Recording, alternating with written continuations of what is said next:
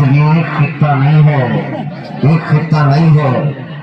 इन कीड़ों की तो कोई हैसियत नहीं। इनका बाप इजराइल मिलकर गज़ा को कुछ नहीं कर सका। कत्ल करने का मतलब फना करना नहीं होता।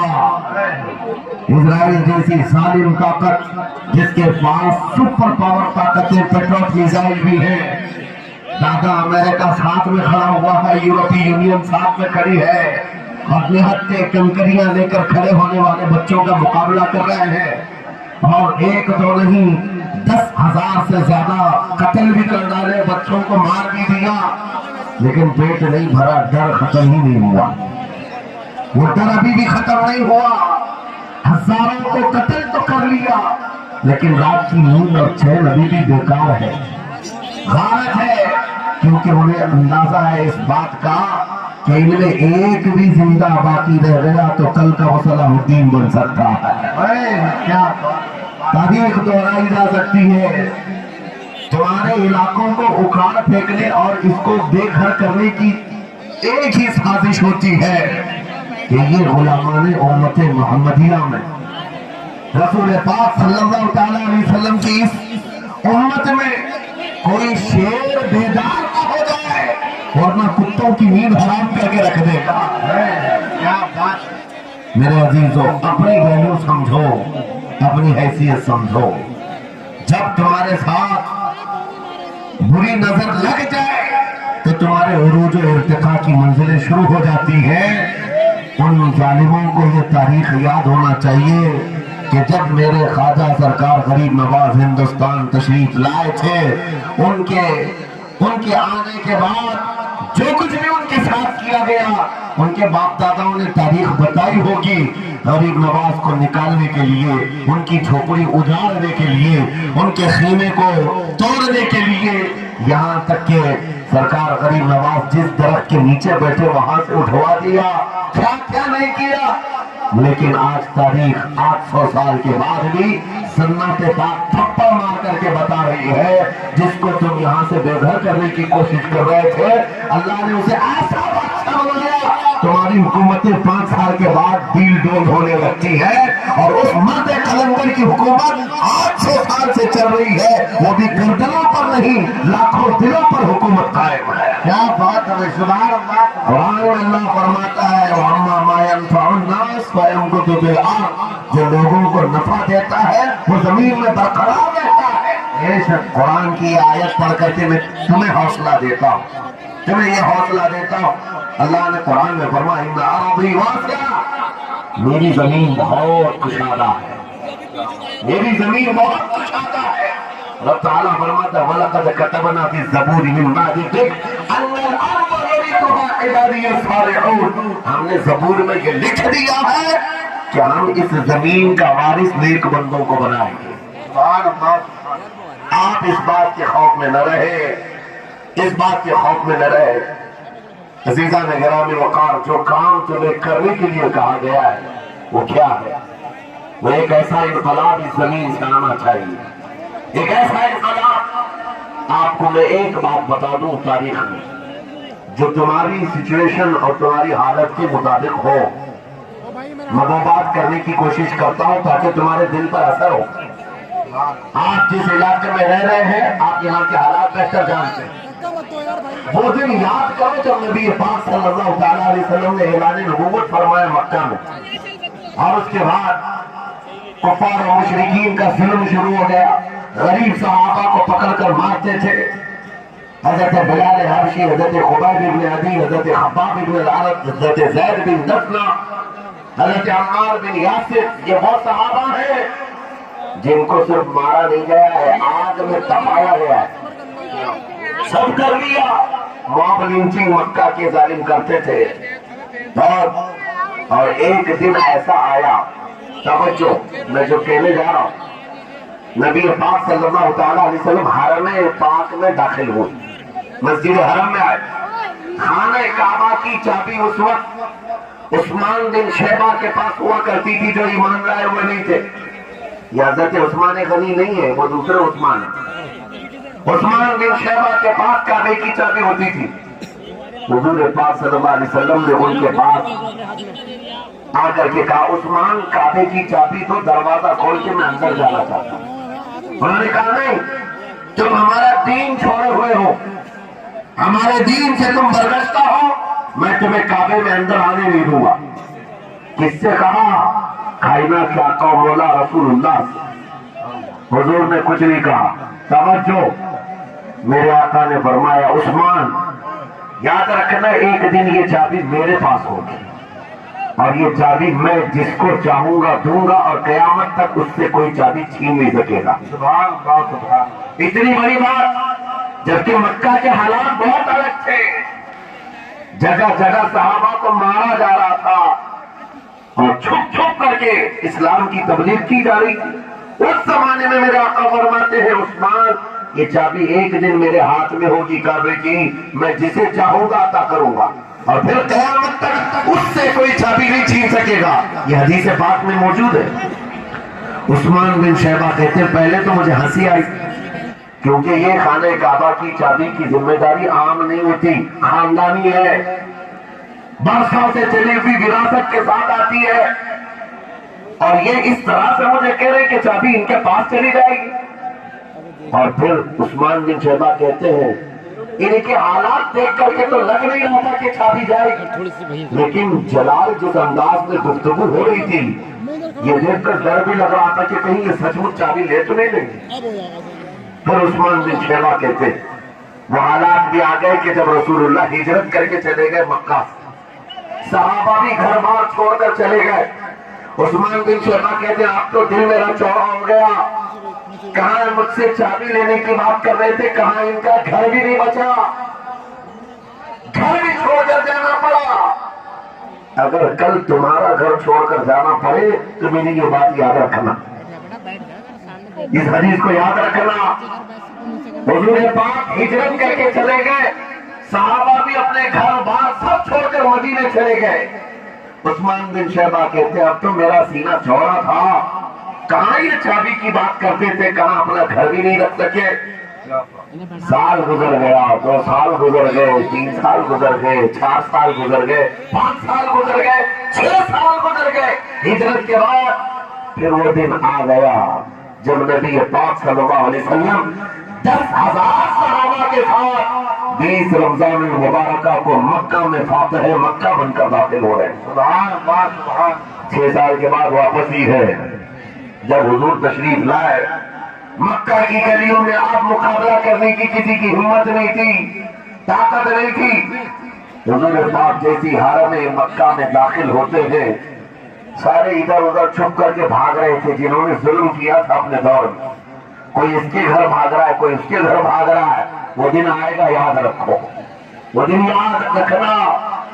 کفار مکہ بھاگ رہے تھے، جان بچا رہے تھے، اور میرے آقا کعبے کے پاس کھڑے ہو کر کے اعلان کر رہے تھے آج تمہاری جان بخش دی گئی ہے، آج تمہارے لیے رحمت کا دن ہے، ہم آج کسی کے ساتھ مقابلہ نہیں کریں گے. حضور اپنی رحمت کے خیرات بانٹ رہے.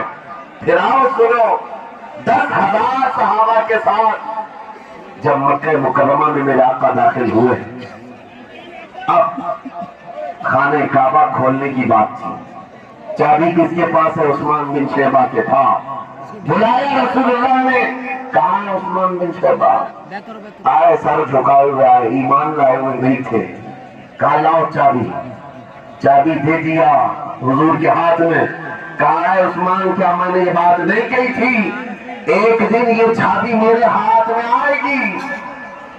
وہ سر نہیں اٹھا سکے، سر جھکائے کھڑے رہے. میرے آقا نے اپنے ہاتھوں سے چابی کھولا، خانہ کعبہ کا دروازہ کھولا اور وہاں سے سارے شرک و کفر کی اعلیٰ عشقوں کو پاک کیا. پھر اس کے بعد چابی بند کر کے اب سنو، میرے آقا باہر آئے اور فرمایا آج میں یہ چابی ایسے آدمی کے ہاتھ میں دوں گا جس سے قیامت تک کوئی چھین نہیں سکے گا. کتنا بڑا فرمان ہے میرے آقا کا.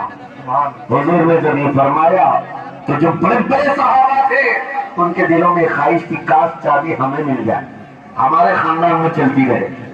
وہاں صدیق اکبر بھی ہے، فاروق اعظم بھی ہے، عثمان ابن عفان بھی ہے، حیدر کرار بھی ہے، رضوان اللہ علیہ مجمعین. سب صحابہ کے دل میں خواہش تھی یہ چابی ہمیں مل جائے. میرے آقا صلی اللہ علیہ وسلم نے سب کی طرف دیکھا اور پھر آیت پڑھی ان اللہ یأمرکم ان تؤدوا الامانات الی اہلھا، بے شک اللہ تمہیں حکم دیتا ہے امانت اس کے اہل کے سپرد کر دو۔ یہ آیت پڑھ کر کے میرے آقا پھر اسی شخص کو بلاتے ہیں جن کے پاس پہلے سے چابی تھی، عثمان بن شیبہ قریب آؤ، قریب آؤ۔ وہ کہتے ہیں میری تو حالت غیر تھی، آج تو میں مجرم بن کر کے آیا تھا، قیدی بن کر کے آیا تھا، مجھے تو آج مارا جانا تھا، ایمان لائے ہوئے نہیں تھے۔ حضور نے کہا یہ چابی واپس میں تم کو ہی دیتا ہوں اور صبح قیامت تک ہی تمہارے خاندان میں رہے گی۔ اتنا کہنا تھا، عثمان بن شیبہ نے پکار کر کہا لا الہ الا اللہ محمد رسول اللہ۔ کیا بات ہے میرے عزیزو، آج بھی جا کر دیکھ لینا، دسیوں بادشاہ آئے ہوں گے، سینکڑوں حکومتیں بدل گئی ہوں گی، خانہ کعبہ کی چابی آج بھی عثمان بن شیبہ کے خاندان میں ہی موجود ہے۔ وہ صحابی رسول، میں یہ حدیث اس لیے آپ کے سامنے عرض کیا تو اس رسول کے امتی ہو، اس رسول کے امتی ہو جنہیں ایک بار للکار کر کے چیلنج کر دیا گیا تھا کہ کعبہ کی چابی نہیں دیں گے۔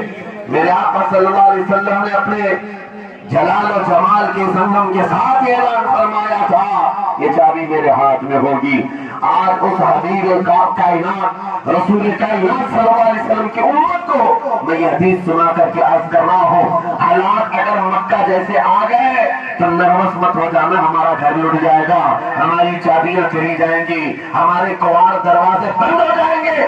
اس نبی کو یاد کرنا، آقا آپ کا امتی اگر بے گھر کیا جا رہا ہے، آپ کی طرف سے مدد آ جائے اور آئے گی، میرا یقین ہے مدینے سے آواز آئے گی۔ آج یہ ظالم کتے اگر تمہارا دروازہ بند کرتے ہیں، انتظار کرو، انتظار کرو، کچھ دیر کی خاموشی ہے پھر شور آئے گا۔ آج کتوں کا وقت ہے، پھر ہمارا دور آئے گا۔ تکبیر،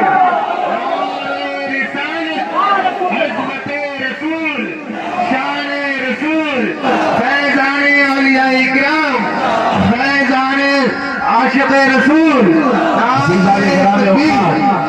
بات صرف اس لیے ہے کہ ہم چھوٹی چھوٹی تکلیفوں سے دل ہلا اٹھتے ہیں اور ہم صبر کی طرف نہیں دیکھتے ہیں۔ ہمیں حالات آج ہلا دیے جائیں گے، جھنجھوڑ دیے جائیں گے۔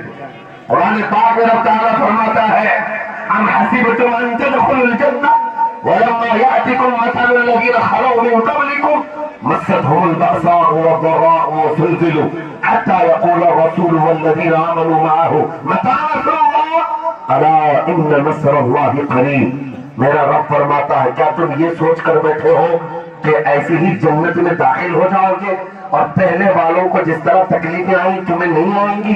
ان کو ہلا دیا گیا تھا، یہاں تک کہ رسول نے بھی اور ان کے ساتھ ایمان والوں نے بھی یہ کہہ دیا، یہ کہنے لگ گئے اللہ کی مدد کب آئے گی؟ آگاہ ہو جاؤ، اللہ کی مدد بہت قریب ہے۔ قرآن کی آیت ہے، تم اگر یہ گمان کر کے بیٹھے ہو کہ یوں ہی جنت میں چلے جائیں، ہاں یوں ہی ہم ساری منزلیں طے کر لیں گے، جس کا جتنا ایمان ہوگا اتنا وہ آزمایا جائے گا، اتنے امتحانات سے گزارا جائے گا۔ آج ہے نوجوانوں، تمہارے امتحان کا وقت قریب آنے والا ہے، تمہیں کیا کرنا چاہیے؟ کیا کرنا چاہیے؟ امتحان دینے کے لیے تیار رہنا چاہیے، ورنہ ہواؤں کے کیڑے مت بننا۔ آج ہواؤں کی چل رہی ہے تو ان کی جے جے کریں گے، کل ان کی چل رہی ہے ان کی جے جے کریں گے۔ ایمان والوں کی یہ معیار نہیں ہے، جو ایمان والا ہے وہ ہر آندھی میں بٹا رہتا ہے، جمع رہتا ہے۔ خالد بن ولید کو یاد کرو، ایک لشکر لے کر کے وہ ایک علاقے میں گئے تھے۔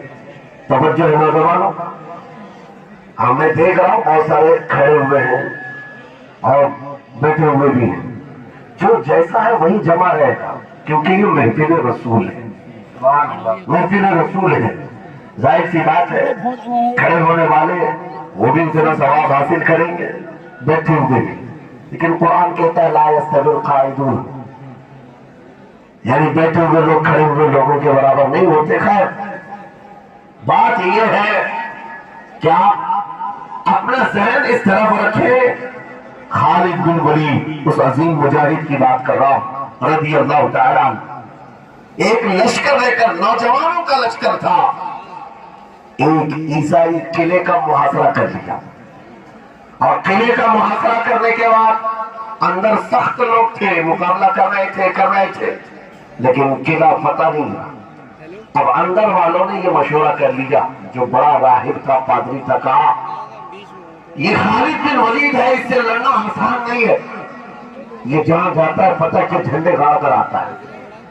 उसने जो गुरु घंटाल था सबको जमा किया, कहा मैं एक तरीका ढूंढा हूं, इसके जरिए से इनके ऊपर हम कामयाबी हासिल कर लेंगे। सबने कहा हम इत्तेफाक करते हैं। कहा क्या तरीका है? गुरु ने कहा, पादरी ने कहा, ये बैठाए ये सब चीजें महफिल रसूल के आदाब नहीं। जो लोग बैठा रहे हैं, मैं कह रहा हूं जो जहां है जिस हालत में खड़े रहेंगे इंशाअल्लाह। आप अगर खड़े होने में दिक्कत महसूस कर रहे हैं, मैं भी खड़ा होता अच्छा, ठीक है?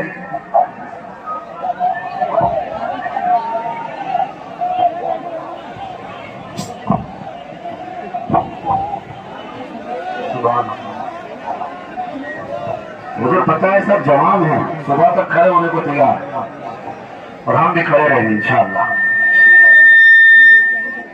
अब ठीक है, अब कोई किसी को बिठाए भी नहीं, कोई किसी को खड़ा भी ना करे। दुरूद पाक पढ़ लीजिए एक बार, अल्लाहुम्मा सल्ली अला सय्यिदिना मुहम्मद व आलिहि व अस्हाबिहि व बारिक वसल्लम। मुझे पता है मुफ्ती साहब, मैं आपको बता दूं, हर जलसे में ये हाल हम देखते हैं।